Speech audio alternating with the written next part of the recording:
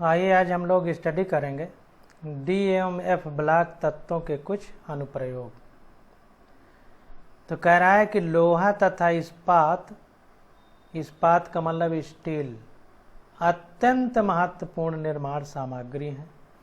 इनका उत्पादन iron oxide के अपचयन यानी रिडक्शन, अशुद्धियों के निष्कासन यानी इम्प्योरिटी को अलग करना तथा कार्बन व मिश्रात्मक धातुओं जैसे क्रोमियम, मैग्नीज एवं निकिल के सम्मिश्रण पर आधारित है। कुछ यौगिकों का उत्पादन कुछ विशेष उद्देश्य के लिए होता है, जैसे टाइटेनियम का ऑक्साइड है का वर्णक उद्योग में यानी पिगमेंट इंडस्ट्री में, रंग बनाने वाले में, और MnO2 यानी मैग्नीज के ऑक्साइड का शुष्क बैटरी सेलों में उपयोग होता है। तो ये चीज़ ध्यान देना है कि किस चीज़ का उपयोग कहाँ पर होता है। आप देखिए नीचे कह रहा है कि बैटरी उद्योग में जिंक तथा निकिल व कैडमियम की भी आवश्यकता पड़ती है। वर्ग 11 के तत्वों को मुद्रा धातु कहना उचित होगा, यानी क्वाइन मेटल कहते हैं। मुद्रा धातु का मतलब क्वाइनज मेटल। वर्ग 11 के तत्वों को मुद्रा धातु कहना उचित होगा, क्योंकि इससे सिक्के बनाए जाते हैं। यद्यपि सिल्वर व गोल्ड की वस्तुओं का महत्व केवल संग्रहण तक ही सीमित हो गया है तथा समकालीन यूके कापर सिक्के, यूके का मतलब यूके कापर सिक्के जो हैं उनमें कापर, CuSn और Zn ये मिश्रात का उपयोग किया जाता है। CuSn और Zn, Cu 95% होता है, Sn 4% और Zn 1%। इतना गहराई में नहीं आपको जाना है क्योंकि इसमें लिखा नहीं है। तो समकालीन यूके कापर सिक्के वास्तव में कापर अवर्णित स्टील हैं। अवर्णित का मतलब उनमें स्टील है लेकिन कापर का रंग रहता है। कापर अवर्णित स्टील है और सिल्वर यूके सिक्के CuNi मिश्रात हैं, यानी CuNi के जो एलॉय हैं उनमें सिल्वर मिक्स किया जाए तो सिल्वर यूके सिक्के हमारे तैयार हो जाएंगे, ये कहने का मतलब है। अब इसको थोड़ा सा इंग्लिश में देख लेते हैं।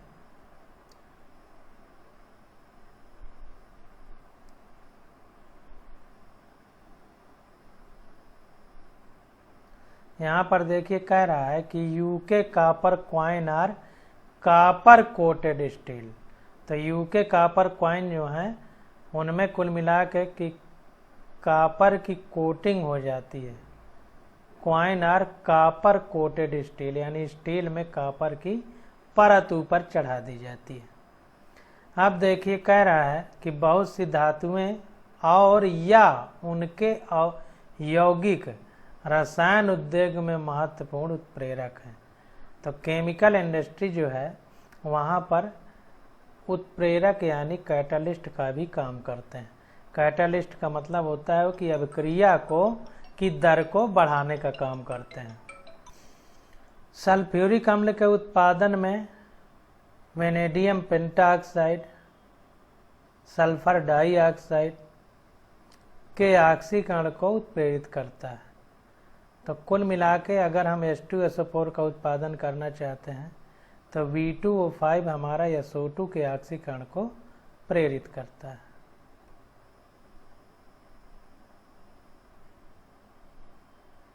यहाँ पर देखिए ऊपर लिखा हुआ था MnO2 यानी मैग्नीज डाइऑक्साइड।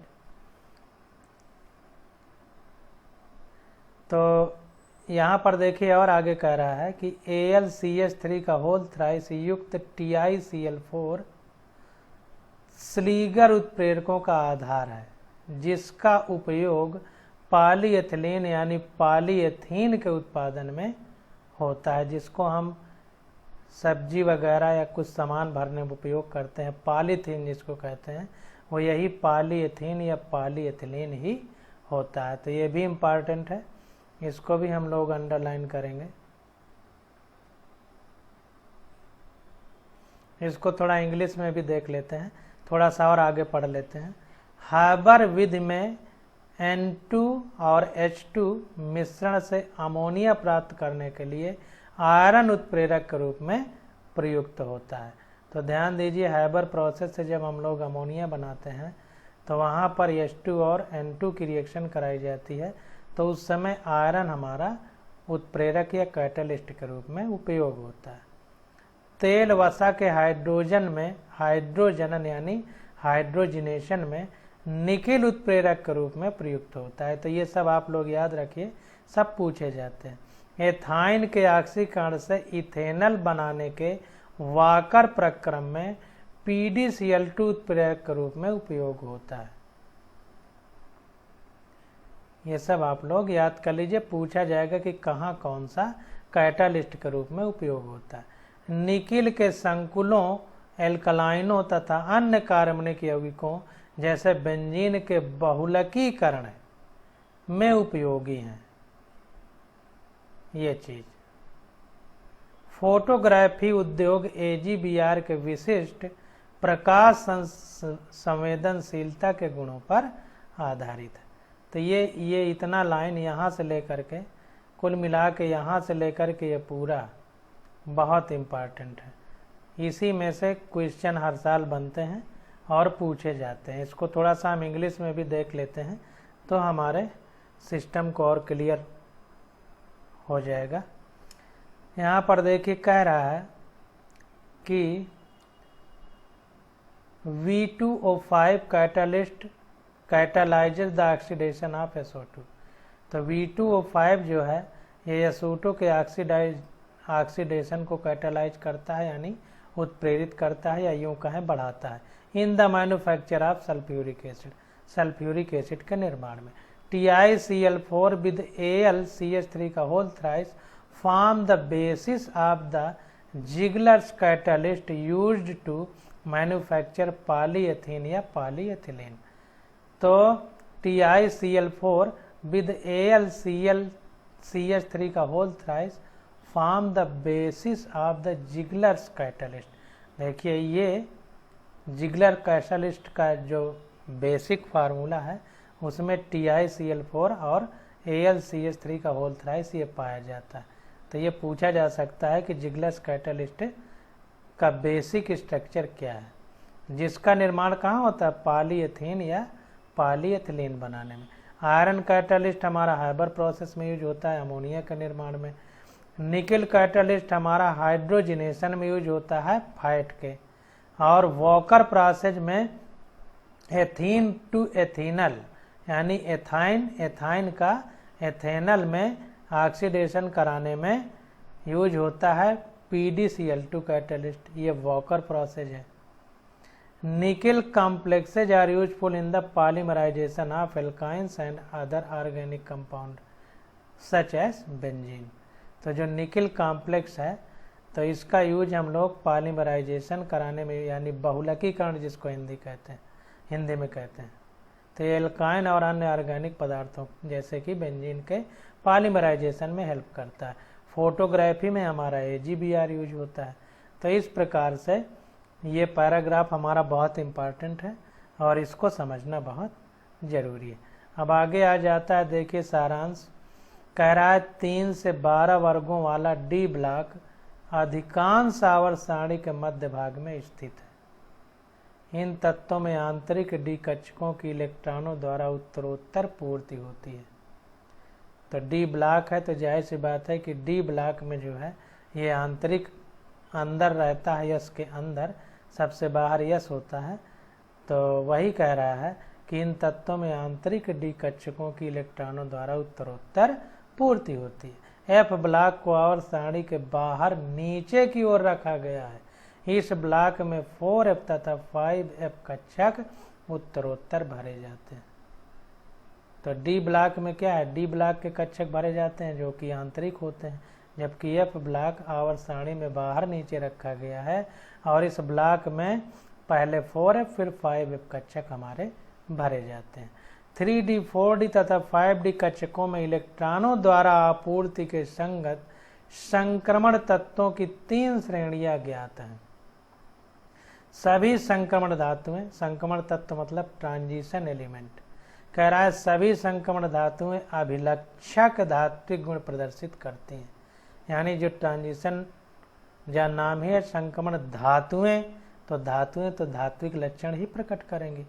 जैसे धातुओं का गुण क्या होता है, उच्च तनन क्षमता, उनको खींचा जा सकता है। जैसे सरिया है, उसको टेढ़ा करिए तो टूटती नहीं, टेढ़ी हो जाती है, तो तनन सामर्थ्य होती है।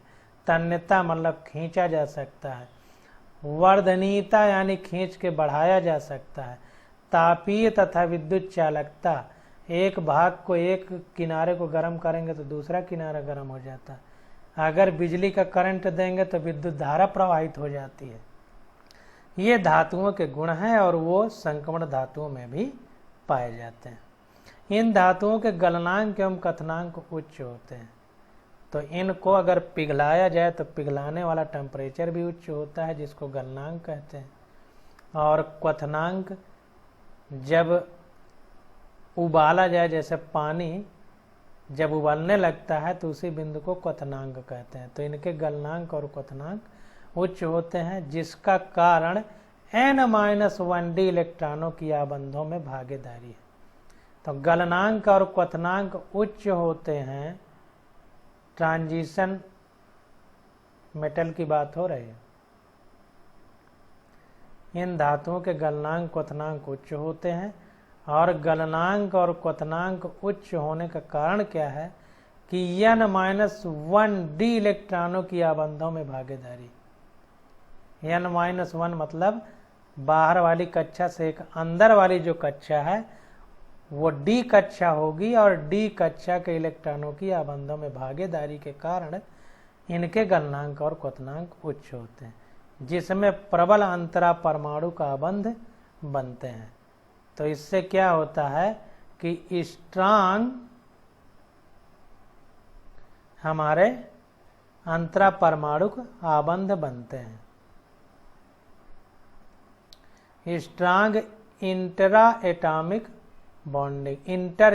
बॉन्डिंग, स्ट्रांग इंटर और इंट्रा में ध्यान देना है। इंट्रा एक ही यौगिक में जो परमाणु हैं उनके बीच आबंध की बात करता है, और जो हमारा इंटर होता है वो अलग अलग परमाणुओं के आबंधों की बात करता है।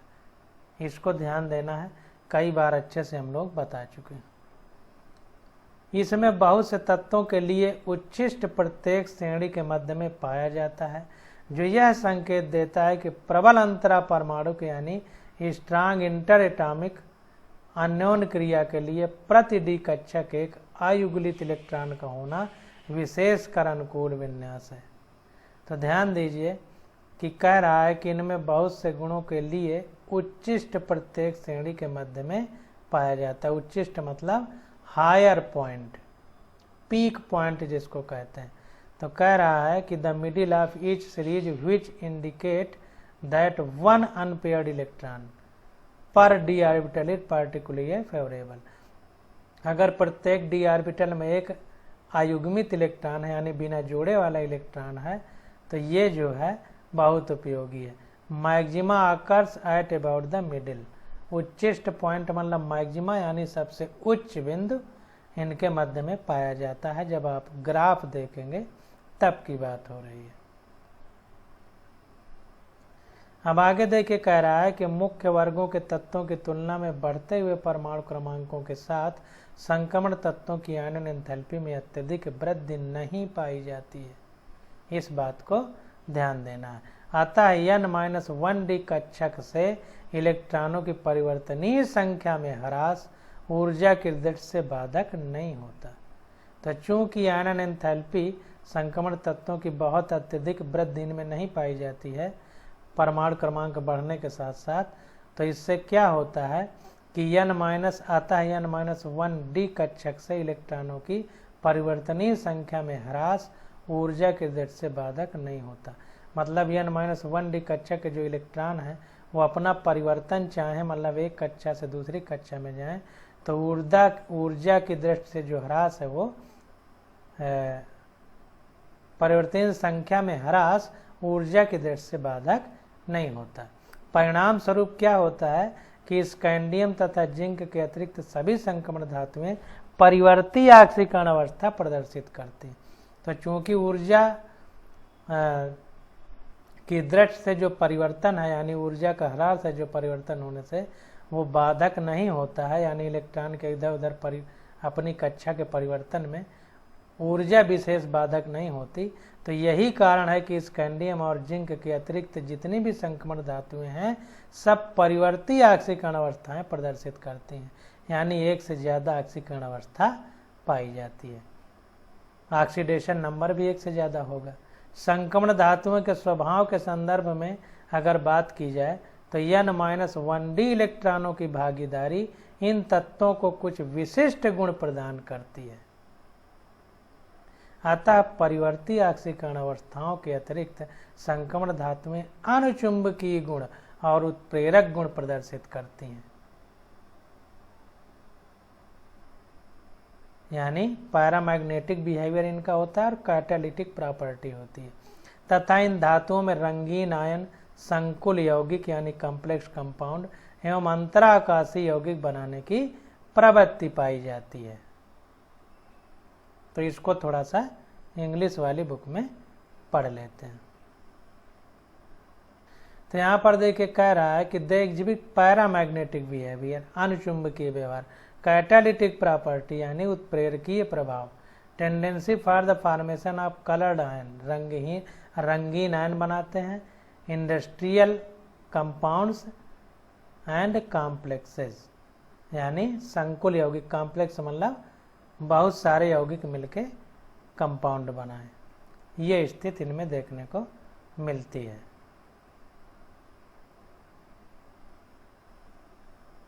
अब देखिए आगे कह रहा है कि संक्रमण धातुओं के रासायनिक व्यवहार में अत्यधिक विभिन्नता पाई जाती है। इनमें से बहुत सी धातुएं खनिज अम्लों में घुल सकने के लिए पर्याप्त विद्युत धनात्मक होती है।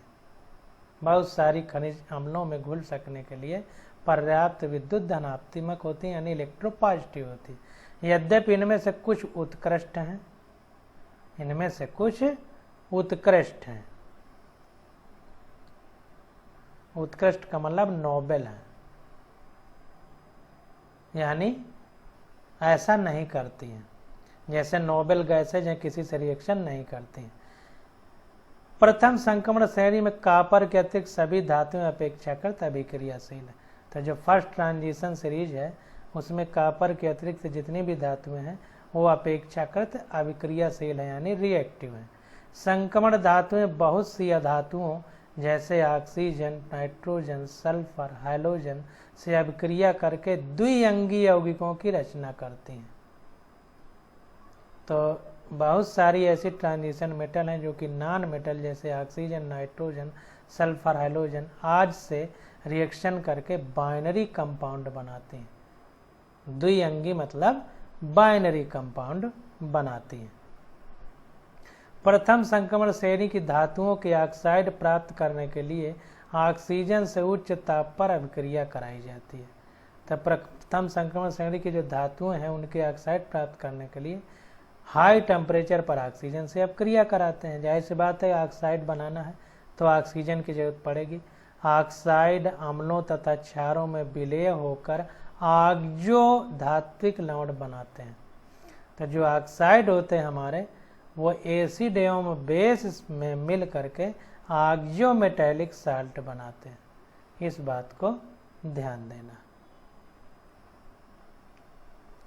पोटेशियम डाइक्रोमेट तथा पोटेशियम परमैंगनेट इनके उदाहरण हैं। तो पोटेशियम डाइक्रोमेट और पोटेशियम परमैंगनेट ये सब ऑक्सो मेटैलिक साल्ट बनाते हैं। पोटेशियम डाइक्रोमेट बनाने के लिए क्रोमाइट अयस्क को वायु की उपस्थिति में क्षार के साथ संगलित करने के पश्चात सत्व को अम्लीकृत किया जाता है। तो पोटेशियम डाइक्रोमेट अगर हमें बनाना है तो क्रोमाइट अयस्क को वायु की उपस्थिति में क्षार यानी बेस के साथ संगलित करते हैं, यानी फ्यूज्ड यानी उसको गलाते हैं उसके साथ। तो गलाने के पश्चात सत्व को अम्लीकृत किया जाता है, यानी जो तैयार होता है उसको फिर हम लोग एसिडिक बनाते हैं। तो यहाँ पर देखिए कह रहा है कि potassium dichromate and potassium permanganate are common examples हैं ऑक्सीमेटालिक साल्ट के। Potassium dichromate is prepared from the chromite ore by fusion, यानी संगलित जिसको हिंदी में कह रहा था। तो फ्यूजन विद एल्कली यानी क्षार के साथ, इन प्रेजेंस ऑफ एयर हवा की उपस्थिति में, एंड एसिडिफाइंग द एक्सट्रैक्ट, और जो प्राप्त होगा उसको फिर हम लोग अम्लीकृत या एसिडिफाइड करेंगे। आगे कह रहा है कि पोटेशियम परमैंगनेट के विरेचन में पाइरोलुसाइड अयस्क यानी MnO2 का उपयोग किया जाता है। इसको भी थोड़ा देखते हैं। तो कह रहा है कि पाइरोलुसाइड और जिसको MnO2 कहते हैं is used for the preparation of potassium permanganate. तो पाइरोलुसाइड और जो है हमारी वो क्या है, पाइरोलुसाइड अयस्क MnO2 है। इसका उपयोग क्या है, पोटेशियम परमैंगनेट के विरेचन मतलब निर्माण, प्रिपरेशन। डाइक्रोमेट तथा परमैंगनेट दोनों ही प्रबल ऑक्सीकारक आयन है। तो डाइक्रोमेट तथा परमैंगनेट दोनों ही स्ट्रांग ऑक्सीडाइजिंग आयन है, इस बात को ध्यान देना है। अब देखिए आगे कह रहा है कि आंतरिक संकोण तत्वों की दो श्रेणियां लैंथेनाइड तथा एक्टिनाइड आवर्त सारणी के F ब्लॉक की रचना करती हैं। तो लैंथेनाइड और एक्टिनाइड जो है ये आंतरिक संक्रमण तत्व की दो सीरीज हैं जो F ब्लॉक की रचना करती हैं। 4F आंतरिक कक्षकों में उत्तरोत्तर पूर्ति होने के साथ श्रेणी की धातुओं की परमाणु और आयनिक त्रिज्याओं में क्रमिक ह्रास होता है, यानी लैंथेनाइड कॉन्ट्रैक्शन होता है। तो 4F आंतरिक कक्षों में उत्तरोत्तर पूर्ति होने के साथ, तो यहाँ पर देखिए जो 4F आंतरिक कक्षकों में उत्तरोत्तर पूर्ति के साथ होने के साथ श्रेणी की धातुओं के परमाणु और आयनिक त्रिज्याओं में क्रमिक ह्रास होता है, मतलब जो एटॉमिक साइज है वो घटता है।